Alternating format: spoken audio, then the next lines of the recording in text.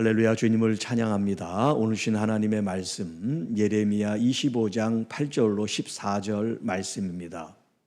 약속의 땅 폐허가 되다라는 제목으로 함께 말씀을 나누겠습니다. 지난 1절부터 7절 말씀 속에 예레미야가 예루살렘의 멸망을 이제 앞두고 예언을 하기를 한 23년을 했다 그랬죠. 물론 다른 선지자들도 동시대에 같이 이제 사역한 사람들이 있습니다만 예레미야를 가리켜 눈물의 선지자라고 얘기합니다. 왜 눈물의 선지자라고 얘기하냐면 이제 이 예레미야가 자신의 조국의 멸망을 목도하기 때문에 그래요. 지금은 아직 멸망되지 않았지만 이제 곧 정확하게는 19년 뒤에, 지금 이 본문을 기준으로 해서 19년 뒤, 20년도 채 되지 않는 그때에 나라가 바벨론에서 멸망을 당한단 말이에요. 먼 훗날이 아니에요. 우리가 지금 살아보지만 10년, 20년 금방 가잖아요. 그렇게 멸망이 도래하고 있는 환경 속에서 지금 이 예레미야가 너무나 안타까운 마음으로 하나님의 말씀을 전하는데 그들이 하나님 말씀을 듣지를 않아요. 오히려 사람이 세운 우상을 하나님 자리에 대신 세운단 말이죠. 자, 그래서 여기 8장 말씀에도 너희가 내 말을 듣지 아니하였느니라. 수없이 하나님께서 돌아오라고 하나님께서 약속하신 그 약속 언약을 상기시키고 또 하나님이 약속으로 준 그 약속의 땅 가나안 땅에서 행복하게 살 수 있는 길을 주셨는데도 불구하고 하나님을 마다하고 우상을 숭배하고 그리고 전쟁이 있잖아요. 그 나라보다 더 강한 나라가 어디인가 주변에 있는 나라를 찾아서 거기와 조공을 맺고 도와달라고 얘기합니다. 하나님께 나와 무릎 꿇고 하나님의 도움을 요청하면 하나님이 그 백성을 가지고도 이기게 하신단 말이에요. 강대국으로 이기는 게 아니라, 무기와 전술이 이기는 게 아니라, 무슨 다윗이 무슨 군인이었어요? 아니면 무슨 거인이었어요? 그런데 이스라엘 온 군인들도 손을 놓고 있는 골리앗을 물맷돌 하나로 이겼잖아요. 그건 그가 뛰어난 전술이 있어서 용맹해서가 아니에요. 하나님이 함께 하시면 불가능한 현실 속에서 가능하게 되시게 한다는데 이스라엘 백성들은 도대체가 믿질 않는 거예요. 듣질 않는 거예요. 그래서 결국 하나님의 심판이 임한다고 오늘도 이 8절로 11절에 있는 말씀을 주고 계세요. 자, 보라, 내가 북쪽 모든 족속과 내종 바벨론의 왕 느부갓네살을 불러다가 이 땅은 어디예요? 이게 약속의 땅, 이스라엘이 지금 살고 있는 이 팔레스틴 땅을 말합니다. 이 땅과 그 주민과 사방 모든 나라를 쳐서 진멸하여 그들을 놀램과 비웃음거리가 되게 하며 땅으로 영원한 폐허가 되게 할 것이라. 여호와의 말씀입니다. 자, 여기서 아주 중요한 말씀 중에 하나가 뭐냐면 느부갓네살이 누구냐면 바벨론의 왕이에요. 바벨론. 이 바벨론의 왕 느부갓네살을 하나님께서 뭐라 그러냐면 내 종이다 이렇게 얘기를 하셨어요. 이스라엘 사람만 하나님의 종이고 하나님의 백성인 줄 알았잖아요. 그런데 이스라엘이 아닌 이방이죠. 이방 나라고 이방 나라 왕인데 하나님께서 그 느부갓네살을 가리켜 내 종 바벨론의 왕 느부갓네살 이렇게 얘기를 하고 있어요. 그러니까 믿느냐 안 믿느냐가 아니에요. 느부갓네살이 하나님을 믿었다는 얘기가 아니에요. 이 말은 뭐냐면 이 온 우주 만물이 하나님의 통치권 안에 있다는 거예요. 이 세상 왕이 됐든 대통령이 됐든 재벌이 됐든 뭐가 됐든 상관없어요. 다 하나님 발 앞에 있는 거죠. 그걸 우리가 알아야 되는데 우상에게 어떤 힘 있는 나라에게 조공을 바쳐서 도와주세요. 하나님이 그들을 다스리고 계신데 얼마나 어리석은 거예요. 자, 여러분이 어떤 문제를 맞닥뜨렸을 때 인간적인 방법, 사람의 방법, 돈의 방법으로 문제를 풀려고 그러지 말고 전능하신 하나님 앞에 그 문제를 가지고 나올 때 하나님이 선한 방법으로 문제를 풀어주실 줄을 믿습니다. 이게 믿음의 방법이고 우리가 선택해야 될 길인 거예요. 세상 사람들은 세상적인 방법으로 따르겠지만 적어도 그리스도인들, 하나님을 잘 믿는 신실한 우리들은 하나님의 방법, 말씀의 방법을 취해야 될 줄로 믿습니다. 우리가 다 주님의 그 전능하신 그 통치권 안에 우리가 다 포함되어 있다는 거예요. 왕이 됐든 뭐 누가 됐든 상관없어. 자, 이렇게 바벨론 왕을 하나님께서 사용하셔서 지금 이 땅이 바로 팔레스틴 약속의 땅, 언약이 있는 이스라엘 백성들이 하나님으로부터 선물로 받은 땅이잖아요. 그 땅과 거기 살고 있는 백성들, 주민들, 그리고 주변에 있는 사방 나라들까지. 왜냐하면 그 나라들은 뭐냐면 이 이스라엘이 지금 의지한 나라들이란 말이에요. 애굽을 의지하고 또 다른 나라 족속들을 의지하니까 하나님께서 의지하는데도 다 그냥 잘라버려서 손을 의지하지 못하게. 그 나라들이 어떻게 멸망당하나. 그러니까 이 이스라엘 입장으로 손 내밀고 도움을 청하고 싶은 그 나라들이 주변에 이제 없는 거예요. 다 손이 잘려져가지고. 그렇게 해서 결국 놀램과 비웃음거리가 되게 하며 결국 이 땅, 약속의 땅, 하나님이 주신 이 적과 꿀이 흐른다고 하는 이 땅을 어떻게 하냐? 폐허로 만드신다. 영원한 폐허가 되게 할 것이다. 폐허라는 건 사람이 살지 못하는 걸 얘기를 하잖아요. 이 폐허는 사막하고 또 달라요. 광야하고 또 달라요. 사막과 광야는 본래 형질과 형태가 그런 모래밭이라든가 돌짝이라든가 그런 것이죠. 그런데 폐허는 뭐냐면 옥토, 사람이 잘 살던 그곳이 더 이상 살 수 없는 곳이 폐허가 된 거예요. 그러니까 질적으로 다른 거죠. 약속의 땅이 영원히 폐허가 된다고 하는 이 선언 자체가 무엇을 의미합니까? 하나님의 심판, 하나님의 공의, 이것이 얼마나 엄중한가 그것을 우리에게 말씀하고 있는 거예요. 그동안 많은 시간을 통해서 종들을 통해서 돌아오라는 메시지를 주셨잖아요. 그리고 하나님은 기다리셨어요.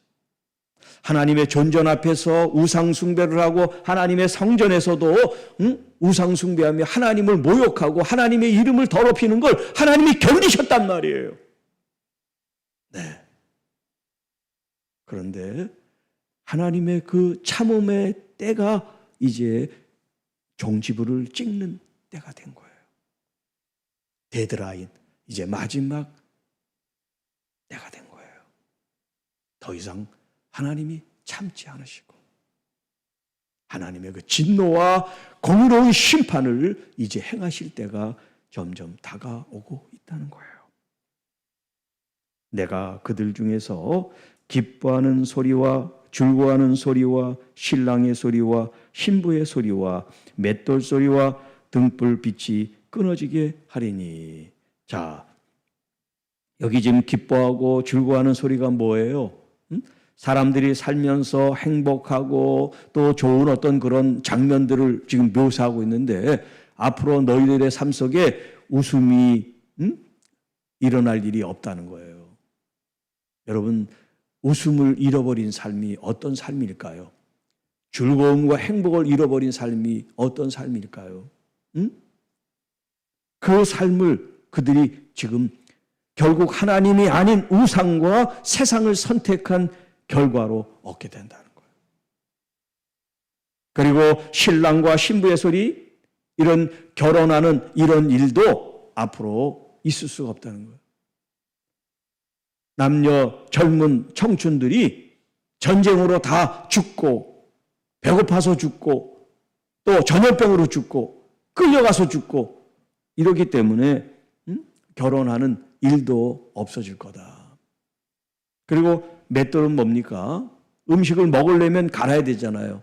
곡식을 갈아서 그것을 뭐 빻든지 또 끓여 먹든지 할 텐데 맷돌 소리, 이렇게 먹을 것이 없게 만들게 맷돌 소리도 끊어진다는 거예요.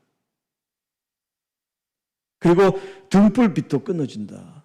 지금은 전기가 들어오니까 전기불로 우리 이제 어둠을 밝힙니다만, 과거에는 이제 저녁 시간이 되면 다 기름을 통한 이런 등불 같은 거 있는데 기름이 공급되지 않으니까 집에서 불을 밝힐 수가 없는 거예요. 이런 일들이 그들의 삶 속에서 일어나게 될 것이다. 이것이 바로 그 땅이 폐허가 되는 하나의 징조인 거죠. 이런 것이 하나하나 없어짐으로 말미암아 사람이 살 수 있는 동네가 아니라 사람이 저주받은 곳, 사람이 살 수 없는 곳이 되어져 가는 거예요. 이 모든 땅이 폐허가 되어 놀랄 일이 될 것이며, 이 민족들은 70년 동안 바벨론의 왕을 섬기리라. 70년. 자, 이게 이제 나라가 멸망하고 그 다음에 귀족들, 왕족들 이런 사람들이 이제 끌려갑니다. 포로로 잡혀가요. 그리고 70년 뒤에 다시 고국으로 돌아온다는 약속을 주세요. 그 말씀이 지금 여기 본문에도 있어요. 70년 동안 바벨론 왕을 섬기게 될 것이다. 또 이 12절에도 70년이라는 말이 또 반복돼요.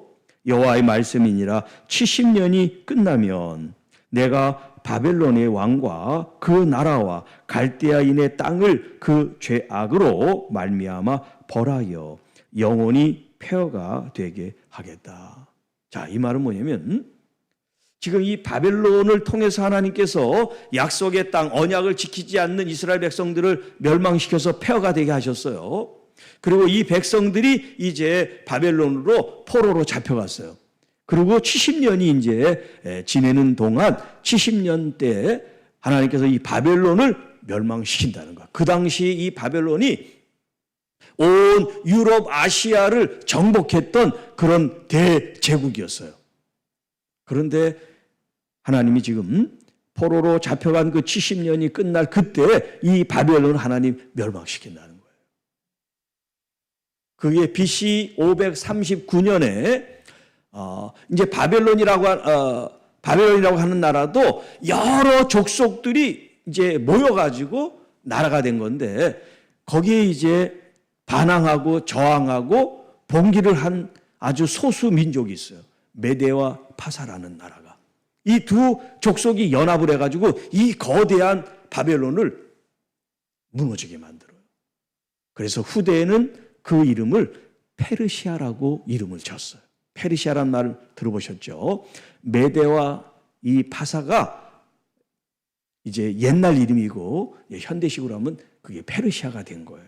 그래서 바벨론이 멸망당하고 페르시아가 이제 새로운 왕국을 형성하게 되는 거예요. 자, 이렇게 하나님께서 이스라엘 백성들을 멸망하는데 바벨론 사람들을 사용하셨지만 바벨론 사람들이 사용되었다고 그들이 의롭거나 하나님의 복을 받는 백성들이 아니라는 거예요. 자, 여기서 우리가 알아야 될 게 뭐냐면 쓰임을 받아요. 그러니까 나는 하나님께 쓰임을 받으니까 나는 굉장히 훌륭하고 또 나는 바르고 나는 복을 받고 나는 영생하는 줄 알아. 오늘 이 본문을 보면 하나님께 쓰임 받다고 모두가 하나님의 백성이 아니에요. 하나님은 하나님을 섬기지 않는 사람도 하나님은 사용할 수 있다는 거. 왜? 아까도 얘기했지만 이 온 우주 만물이 하나님의 것이기 때문에 하나님께서 믿는 사람을 사용하든 믿지 않는 사람을 사용하든 하나님께서 자유로우시니까 하나님의 의지와 뜻을 가지고 하실 수 있는 거예요. 그런데 우리는 하나님이 쓰신다고 생각하니까 저 사람은 훌륭하구나, 저 사람은 믿음이 좋구나, 저 사람은 구원받았구나, 우리가 이렇게 착각할 수가 있어요. 물론 하나님의 쓰임을 받은 사람들이 하나님의 종들이고 믿음의 사람인 건 맞아요. 그런데 모두가 다 100% 그렇다는 건 아니라는 거, 하나의 예외가 있을 수 있다는 것도 우리가 생각을 해야 된다는 거죠. 자, 그리고 여기 왜 70년이냐? 자, 이스라엘 사람들에게는 이름과 숫자에 다 의미가 담겨 있어요. 네. 그래서 12, 그러면 이 12가 뭐냐면 이 세상의 이 사방, 그래서 사방이라고 하는 이 넷과 하늘이라고 하는 이 삼이 이게 합해져서 12가 된 거예요. 10이라는 의미가. 그리고 이제 7이라고 하는 의미는, 자, 세상을 창조하실 때 하나님께서 일한 날이 엿새 동안이죠. 그리고 마지막 7번째 날은 쉬시고 그날을 거룩하게 여기고 안식일이라고 정하셨죠. 자, 이 6이라는 것은 뭐냐면 땅의 숫자예요. 땅에서 땀을 흘리고 수고하고 열매를 맺는 그런 때예요. 그런데 이제 7이라고 하는 이 때는 우리의 영역이 아니에요. 이건 하나님의 영역이에요. 우리는 열심히 엿새 동안 일하고, 그리고 7일째는 하나님의 날로 하나님을 기대하고 하나님과 관계를 맺고 하나님과 더 가까워지면서 하나님을 예배하고 하나님을 경외하는 시간이에요.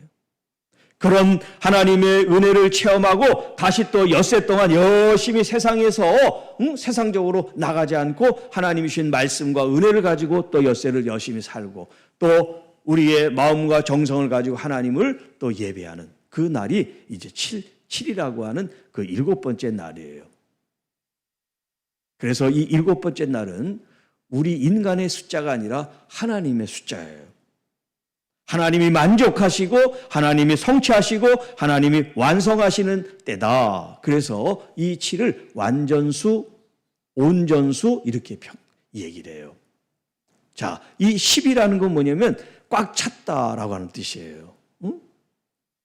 그래서 이 70이라는 것은 7 곱하기 10이기 때문에 이 완전도 더 충만한, 더 뭐라고 이 표현하나, 그 완전함이 더 완전함, 완전함에 더 완전함, 온전함에 더 온전함, 이런 뜻이 이 70에 있어요.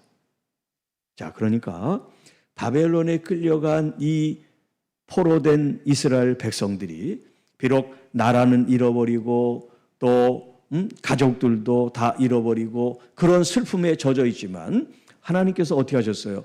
포로로 잡혀간 그들을 하나님이 잘 돌보신다고 말씀하셨잖아요. 그 돌봄을 통해서 잃어버린 시간과 또 삶의 터전과 또 신앙에 대해서 그들이 다시 한번 새로워지는 그런 기회를 얻는 거예요.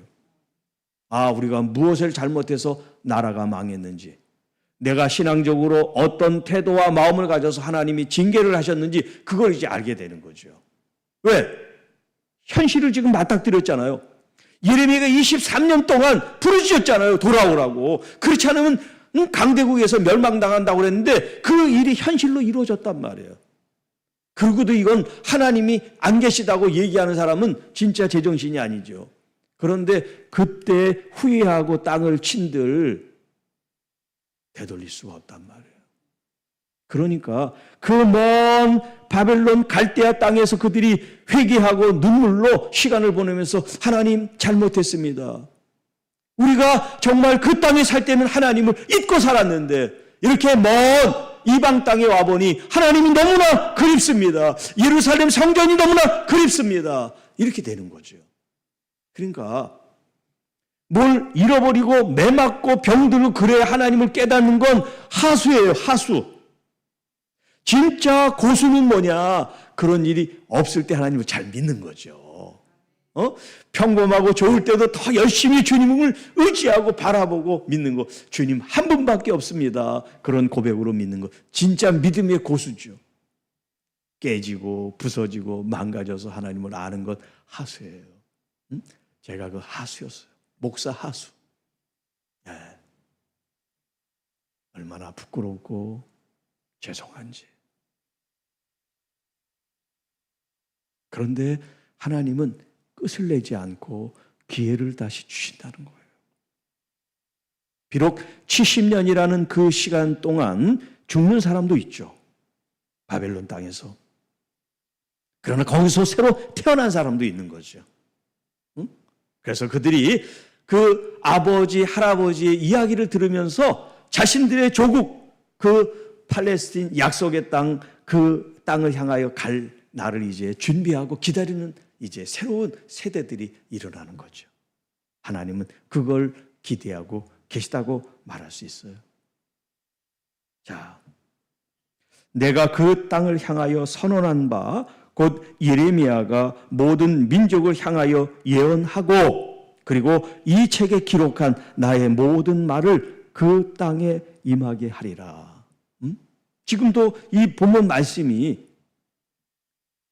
그 말한 것들이 기록되어서 남게 되면 시간이 지나서 다시 보게 될 때, 아, 그때 그렇게 말씀하셨지. 그런데 왜 우리는 그때 이 말씀이 귀에 들어오지 않았어? 그래서 결국 우리들은 우리의 죄 때문에, 하나님을 떠난 죄 때문에, 우상을 숭배한 죄 때문에 이런 멸망을 당했다는 역사적인 교훈을 그들이 얻게 되는 거죠. 자, 마지막 14절. 그리하여 여러 민족과 큰 왕들이 그들로 자기들을 섬기게 할 것이나 나는 그들의 행위와 그들의 손이 행한 대로 갚으리라. 자, 여러 민족 큰 왕들이 이제 이스라엘을 계속해서 정복하고 침략해서 자신들을 섬기게 만든다는 거예요. 왕들이 바뀌고 정치가 바뀌고 또 세상 환경이 바뀌게 되겠지만 하나님께서는 이스라엘 백성들의 행동과 그들의 어떤 그런 말과 행함을 통해서 하나님은 결국 너희들이 행한 대로 내가 갚아주겠다. 의롭고 선하게 살고 또 선한 행실과 선한 언어를 가지고 열매를 맺을 수 있도록 하시지만 반대로 남을 미워하고 저주하고 악담을 하고 남을 끌어내리는 그런 언어와 행위를 했다면 하나님께서 똑같이 그것을 되갚아 주시겠다라는 말씀을 하고 계세요. 왜냐하면 하나님은 의로운 재판장이시기 때문에 그래요. 재판장. 여러분, 지금 현재 우리가 살아가는 이 세상에 어떤 죄를 지었어요. 그런데 그 죄에 대해서 제재를 받지 않으면 세상이 어떻게 될까요? 그래서 법이 있는 거죠. 법을 집행하는 집행관들이 있는 거고 또 법을 가지고 형량을 주는 그런 판사들도 있는 거고요. 그런데 이게 세상에서만 그런 게 아니라 영적인 것에도 마찬가지예요. 보이지 않지만 영적인 하나님이 재판장이 되셔서 우리의 모든 말과 행위에 대해서 언젠가 우리를 마치 저울에 달아보는 것처럼 결국 우리의 말과 행실을 따라 하나님이 복을 주시기도 하고 또 하나님의 형벌과 저주를 받을 수도 있다는 거예요. 그런데 감사한 건 그리스도 안에 있는 여러분들은 하나님의 형벌과 심판이 아니라 하나님의 보상과 대가와 멸류관을 받게 된다는 거예요. 얼마나 감사합니까? 여러분이 믿음이라는 게 이렇게 소중한 거예요. 주님을 믿고 주님을 의지하고 우리가 이렇게 예배할 수 있다는 게 얼마나 큰 은혜요 또 감사인지 몰라요. 이것이 다 하늘나라에 상달이 되고 있어요. 다 기록되고 있어요. 오늘 이 본문 약속의 땅 폐허가 됐다라는 말씀인데 반대로 얘기를 하면 비록 약속의 땅에 사람들이 하나님의 언약을 지키지 않음으로 폐허가 됐지만 반대로 얘기하면 하나님의 언약 말씀을 지키면 어떻게 돼요? 그 약속의 땅은 폐허가 아니라 영원히 하나님의 축복의 땅이 될 줄로 믿습니다. 여러분, 이 땅이라는 의미가 단순히 거주지 그런 영역이 아니에요. 더 나아가 하나님이 임재하시고 역사하시는 땅인 거예요.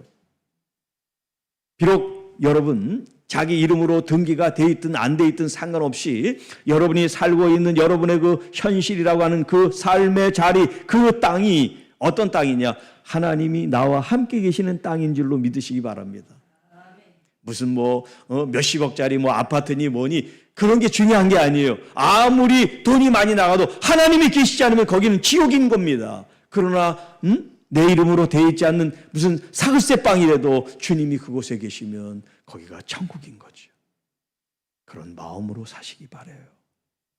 세상 사람들을 보면서 내가 더 부자다 가난하다 비교하지 말고 보이지 않는 하나님이 나와 함께 계심으로 내가 있는 이 땅이, 내가 살고 있는 이곳이 주님이 함께 계심으로 얼마나 놀라운 하나님의 은혜가 있는 처소인지, 또 안전한 곳인지, 그리고 은혜를 받는 은혜의 축복의 장소인지, 마치 물된 동산처럼 여러분이 있는 그곳이, 세상 사람들은 가뭄이 있고 흉년이 있고 여러 가지 풍파가 있어도 여러분이 있는 그곳에 생명수가 있어서 항상 공급받고 열매 맺고 결실을 맺는 그런 아름다운 하나님의 자녀들, 그런 삶이 되어지기를 주님의 이름으로 축복합니다.